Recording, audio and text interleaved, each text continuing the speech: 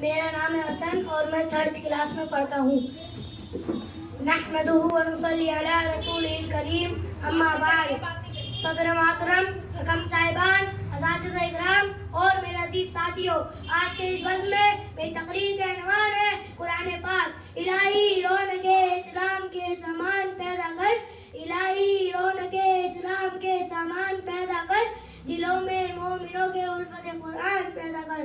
محترم سامعین و سامعات، ہمیں چڑھتے سورج کی طرح یقین ہے کہ قرآن کریم کا ایک ایک حرف، ایک ایک جملہ سچا اور صادق ہے. قرآن کریم اللہ کی طرف سے عطا کردہ وہ عزیز تحفہ ہے جس نے صرف 23 سال کی قلیل مدت میں پورے عالم میں انقلاب برپا کر دیا، جس کی آیتوں کو سن کر پتھر دل موم ہو گئے.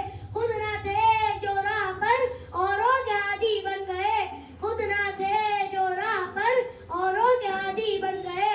کیا نظر تھی جس نے مردوں کو مسیحا کر دیا. محترم سامعین و سامعات، قرآن کریم یہ ایسی کتاب ہے جو قیامت تک آنے والے تمام انسانوں کے لیے سراپا ہدایت و رحمت ہے، اور دنیا کے تمام انسانوں کی دنیاوی اخروی ترقی کا راز اس میں مضمر ہے. محترم سامعین و سامعات، اللہ کے رسول صلی اللہ علیہ وسلم نے ارشاد فرمایا، خیرکم من تعلم القرآن وعلمہ. تم میں سب سے بہتر شخص وہ ہے جو قرآن کریم سیکھے اور سکھائے. دوسری حدیث میں اللہ کے رسول صلی اللہ علیہ وسلم نے ارشاد فرمایا، جس نے قرآن کریم پڑھا اور اس پر عمل کیا، اس کے والدین کو قیامت کے دن سورج سے بھی زیادہ روشن تاج بنایا جائے گا. ایک دوسری حدیث میں اللہ کے رسول صلی اللہ علیہ وسلم نے ارشاد فرمایا، حشر قریب ہوگا اور ایسے 10 آدمی جن کے لیے جہنم واجب ہو چکی ہوگی، حافظ قرآن